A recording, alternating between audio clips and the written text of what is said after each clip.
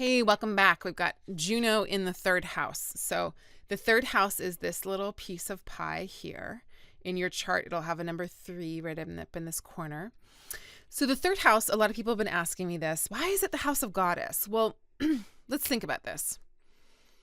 The third house is the place of our local environment. So who's in our local environment? Well, our neighbors are in our local environment. Our sisters and brothers and siblings are in our local environment when we're young. Our aunties, uncles, cousins, those people might be around.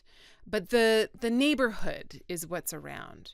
And what do you find in a neighborhood? Well, you find yourself traveling through the day, going to the store, going to the mail place, the post office, going to visit people, hopefully in your neighborhood, moving about, going to your work. Now, thinking about times and places where things were kind of more local. We didn't used to travel so far for everything, right? Like this is very new that we've got airplanes and cars and all of that. So for thousands of years, we had a couple mile radius that we might travel through and probably stayed very central most of the time. So there's that piece of it. Now, the third house is called the Temple of the Moon. And the moon was thought of in terms of the way we look at astrology as the goddess. So it becomes the temple of the goddess, the place for the temple of the goddess. Now, the goddess temples were always, again, like churches, like in the community, like part of the hub of the community. So you'd go and still in a lot of places this happens, you go and make your offering to the goddess or the gods, get some, beans, sell your cow, do your things and be on with your day. But that was we could think of that as part of the daily ritual. And so part of this third house place, at least how Demetra George has talked to me about it or taught me, is that might be the place where we do the ritual. The third house is the place where we get the stuff, get the flowers, get the candle, get the offerings to the goddess and bring them to the temple. And the ninth house, the place directly across from it, might be more where we have the spiritual experience of the offering.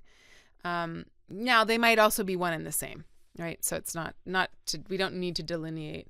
But the third house is the ritual, the practice of it. And that's how at least I feel about it. It's like what we do ritually every day becomes our, big spiritual life, or that's how we live our big spiritual life, as we live it out through the everyday motions of life. And that's what the moon is. The moon represents the everyday motions of life. The sun is the big spiritual purpose, but the moon is the way we have to live it out. And so the third house is how we live out that big fullness. So anyways, Juno is a goddess, right? She's queen of heaven. If she's in the third house, there might be something there. We've got goddesses in the third house that I think that's a resonance in some way. So the third house is the house of communication, because that's what we do every day. In whatever way we do it, we communicate. Daily rituals, activities, learning, neighborhood, and is the temple of the moon, temple of the goddess.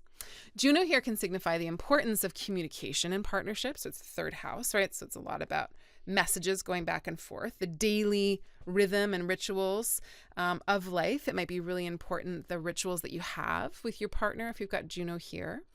If you have Juno in the third house, it might be a way of connecting to something bigger than yourself is through daily ritual. So if you don't have a partner, don't want a partner, all that stuff, one of my questions would be, how can you feel connected? How can you feel partnered throughout your day, depending on what you're doing, or what do you do that helps you feel that connection?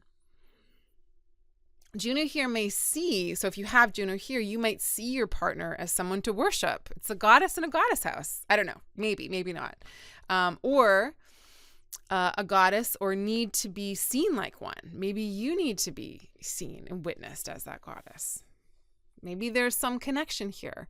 I would suggest like a ritual bath, right? Juno does that. The women used to take Juno's statue down to the river and bathe her ritually to renew her virginity, to renew her sense of self. And so I would offer that to you. If you've got Juno in the third, give yourself a ritual. In Judaism, we would say mikveh, but a blessing with water, a reunion with self. There's many traditions that do that. Okay. So remember, Barack Obama has Juno, Juno in the third. And we talked about the Juno in the third being in Aries, that it was very independent, self-directed, fierce, strong, courageous. Maybe that's what he was attracted to in Michelle, or is attracted to in people.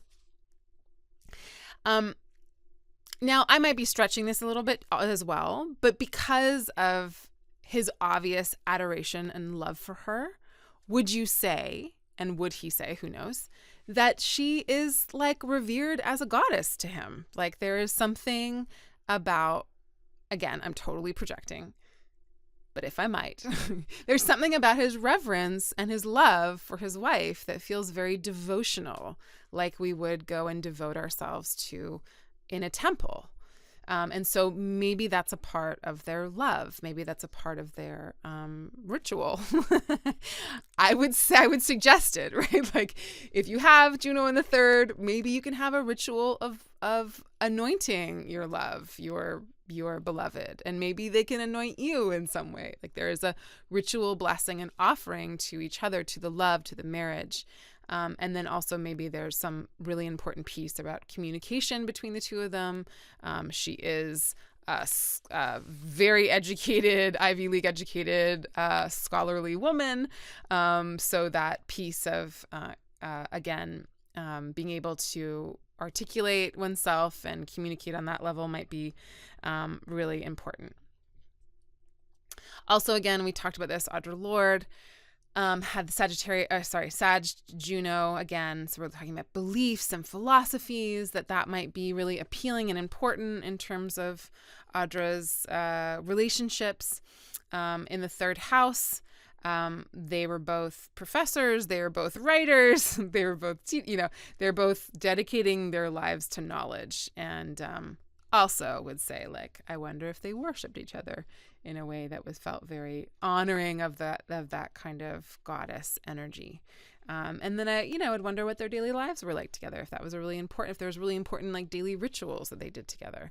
And of course, you'd hope that for every couple, right? But there might be like an emphasis there. So if you have Juno in the third house, think about the ways that might manifest given those examples.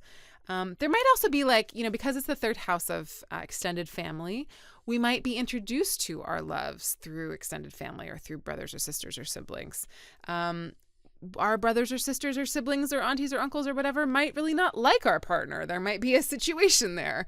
Again, we don't know. I don't know what the configuration of your Juno is. We haven't talked about that yet, but there just might be a connection there between that one and the other partner and the family. All right. Lots of love. Hope something in that resonated. Bye for now.